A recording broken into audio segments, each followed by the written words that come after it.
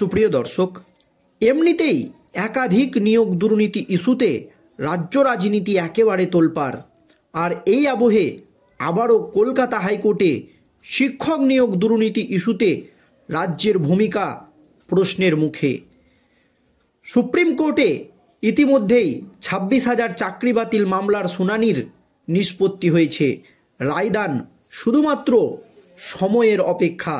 রাজ্য, এসএসসি, এমনকি মধ্যশিক্ষা পর্ষদ, এছাড়াও কেন্দ্রীয় তদন্তকারী সংস্থার সিবিআই আধিকারিকরা কেউই যোগ্য এবং অযোগ্য পৃথক করতে পারেনি। এতে কিন্তু সুপ্রিম কোর্টে রাজ্য সরকারের ভূমিকা প্রশ্নের মুখে পড়েছিল। আর এই আবহে আবারও বড়সড় দুর্নীতির পর্দা ফাঁস করল কলকাতা হাইকোর্টের বিচারপতি বিশ্বজিৎ বসু। দর্শক, কলকাতা হাইকোর্টের তৎকালীন বিচারপতি অভিজিৎ গঙ্গোপাধ্যায়ের নির্দেশে এই রাজ্যের 33,000 শিক্ষক শিক্ষিকার চাকরি বাতিল হয়ে যায়। আর সেই মামলাও কিন্তু এখনও পর্যন্ত কলকাতা হাইকোর্ট এবং সুপ্রিম কোর্টে চলছে। সেই মামলার আজও পর্যন্ত নিষ্পত্তি হয়নি। আর এবার পাহাড়ে শিক্ষক দুর্নীতি নিয়ে একেবারে চরম পর্যবেক্ষণ কলকাতা হাইকোর্টের বিচারপতি বিশ্বজিৎ বসুর। কাকে বাঁচাতে চাইছে রাজ্য, কেন পদক্ষেপ করছে না রাজ্য, এই রকমই পর্যবেক্ষণ কলকাতা হাইকোর্টের বিচারপতির। কারণ এই শিক্ষক নিয়োগ দুর্নীতি কাণ্ডে যে সমস্ত হেভিওয়েট নেতামন্ত্রীদের নাম রয়েছে তাদের বিরুদ্ধে কোনো রকম পদক্ষেপই করেনি রাজ্য।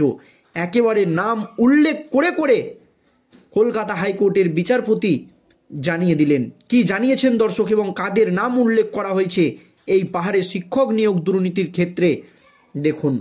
সমতলের পাশাপাশি পাহাড়েও ভয়ঙ্কর নিয়োগ দুর্নীতির অভিযোগ উঠেছিল, সেই নিয়ে মামলা চলছে হাইকোর্টে।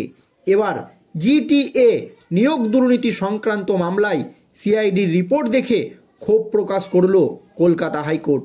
চরম ক্ষুব্ধ কলকাতা হাইকোর্টের বিচারপতি বিশ্বজিৎ বসু। গত বছর জানুয়ারি মাসে জিটিএতে নিয়োগ কারচুপি নিয়ে অভিযোগ তুলে একটি বেনামি চিঠি সামনে আসে শিক্ষা দপ্তরের।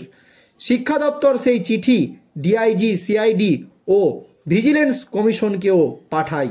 সেই চিঠিতে অভিযুক্ত হিসেবে তৃণমূলের প্রাক্তন শিক্ষামন্ত্রী পার্থ চট্টোপাধ্যায়, বিনয় তামাং, তৃণমূল ছাত্র পরিষদ নেতা তৃণাঙ্কুর ভট্টাচার্য ও জ্যোতিপ্রিয় মল্লিক ঘনিষ্ঠ হাবড়া তৃণমূল ছাত্র পরিষদ নেতা বুবাই বোস, স্কুল পরিদর্শক প্রাণ গোবিন্দ সরকার সহ রাজন্য হালদারের স্বামী প্রান্তিক চক্রবর্তীরও নাম ছিল। এই সমস্ত হেভিওয়েট নেতাদের নাম জড়িয়েছে এই শিক্ষক নিয়োগ দুর্নীতির ক্ষেত্রে। সোমবার সেই সংক্রান্ত মামলার শুনানি চলে কলকাতা হাইকোর্টে। সেখানেই এদিন ক্ষোভ প্রকাশ করেন কলকাতা হাইকোর্টের বিচারপতি বিশ্বজিৎ বসু। বিচারপতি জানিয়েছেন, পার্থ চট্টোপাধ্যায়, তৃণাঙ্কুর চট্টোপাধ্যায়, বিনয় তামাংরা চাইলে রাজ্য ক্লিন চিট দিতে পারে। এদিন রাজ্যের আইনজীবী জানান, এই নিয়োগে কোনো অপরাধ নেই, পদ্ধতিগত ত্রুটি রয়েছে। আদালত চাইছে যাদের নাম সামনে এসেছে তাদের রাজ্য জিজ্ঞাসাবাদ করুক। বেনিয়মে ওই চিঠিটি ভীষণ ডেঞ্জারাস বলে উল্লেখ করে ক্ষুব্ধ বিচারপতি রাজ্যের উদ্দেশ্যে বলেন, পার্থ চট্টোপাধ্যায়, বিনয় তামাংদের নামে এফআইআরও আসার পরও কি পদক্ষেপ করা হচ্ছে আমি জানতে চাই। রাজ্যের উদ্দেশ্যে কি চাইছে রাজ্য সরকার? দুর্নীতির গডমাদারকে বাঁচাতে চাইছে? কাকে বাঁচাতে চাইছে রাজ্য সরকার? কেন পদক্ষেপ করছে না এই সমস্ত দুর্নীতিগ্রস্ত নেতামন্ত্রীদের বিরুদ্ধে? এই প্রশ্ন কিন্তু তুলে দেন কলকাতা হাইকোর্টের বিচারপতি জাস্টিস বসু। দর্শক, সূত্র মারফত জানা গিয়েছে, এফআইআরে নাম থাকা সত্ত্বেও অভিযুক্তদের কাছে এখনও পর্যন্ত কোনো রকম নোটিশ পাঠায়নি রাজ্য। এই নিয়ে রাজ্যের ভূমিকা প্রশ্নে তুলে জাস্টিস বসু বলেন, নাম থাকা একজনকেও নোটিশ পাঠানো হয়নি। বিগ জিরো, রাজ্য বিগ জিরো।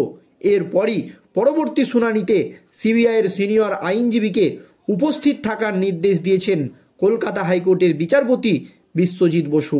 আগামী সোমবার মামলার পরবর্তী শুনানি রয়েছে। কিন্তু রাজ্যের ভূমিকা নিয়ে হেভিওয়েট তৃণমূল নেতামন্ত্রীদের নাম ধরে ধরে ক্ষোভ প্রকাশ করেছে কলকাতা হাইকোর্টের বিচারপতি বিশ্বজিৎ বসু।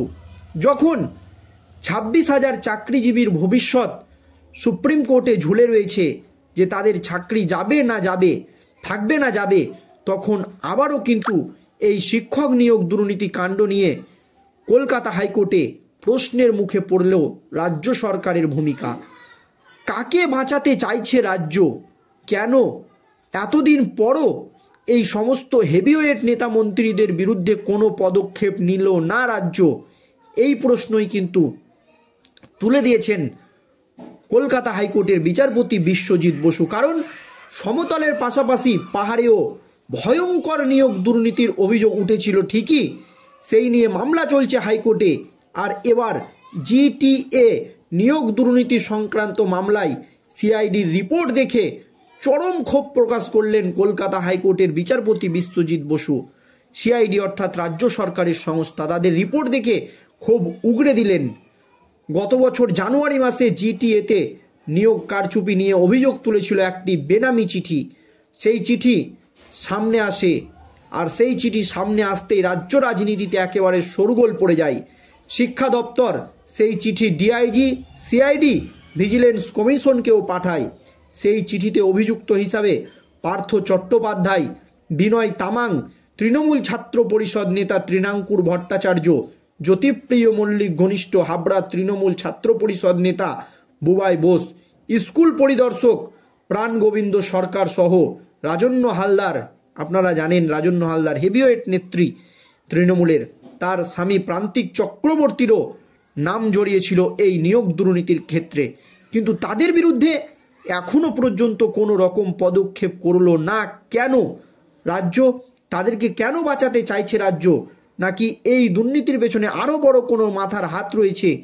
এই প্রশ্ন কিন্তু তুলে দেওয়া হয়েছে আজ কলকাতা হাইকোর্টে। সোমবার সেই সংক্রান্ত মামলার শুনানি চলে কলকাতা হাইকোর্টে। আর সেদিন ক্ষোভ প্রকাশ করে বিচারপতি বিশ্বজিৎ বসু পরিষ্কার জানিয়ে দিয়েছেন, পার্থ চট্টোপাধ্যায়, তৃণাঙ্কুর ভট্টাচার্য, বিনয় তামাংরা চাইলে রাজ্য ক্লিনচিট দিতে পারে। এইদিকে রাজ্যের আইনজীবী জানান, এই নিয়োগে কোনো অপরাধ নেই, পদ্ধতিগত ত্রুটি রয়েছে। আদালত চাইছে যাদের নাম সামনে এসেছে তাদের রাজ্য জিজ্ঞাসাবাদ করুক। বেনিয়মী ওই চিঠি ভীষণ ডেঞ্জারাস বলে উল্লেখ করেন ক্ষুব্ধ বিচারপতি রাজ্যের উদ্দেশ্যে বলেন, পার্থ চট্টোপাধ্যায়, বিনয় তামাংদের নামে এফআইআর আসার পরও কি পদক্ষেপ করা হচ্ছে? আমি জানতে চাই রাজ্যের উদ্দেশ্য কি? দুর্নীতির গডমাদারকে বাঁচাতে চাইছে রাজ্য, কি চাইছে রাজ্য সরকার? এগুলোর বন্ধ হওয়া উচিত। জানা গিয়েছে এফআইআরে নাম থাকা সত্ত্বেও অভিযুক্তদের কাছে এখনো পর্যন্ত কোনো নোটিশ পাঠায়নি রাজ্য। দর্শক, এই নিয়ে আপনাদের মতামত অবশ্যই কমেন্টে জানাবেন। ধন্যবাদ।